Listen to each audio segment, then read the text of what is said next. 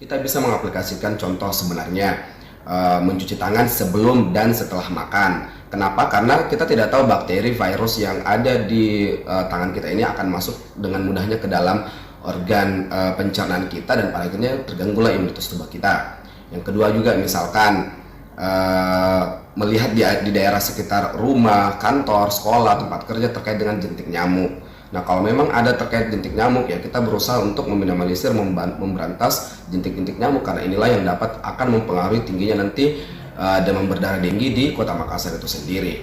Dan pastinya juga selalu menggunakan air bersih. Kadang nih kita mungkin minum, makan, ataupun juga mandi, mencuci, karena kita tidak memikirkan air ini bersih tidak. Nah, standarisasi air bersih itu mungkin kita bisa merujuk lagi kembali kepada standarisasi dari Kementerian Kesehatan. Dan yang paling penting adalah kita dapat mengkonsumsi makanan yang bukan lagi 4 sehat 5 sempurna ya,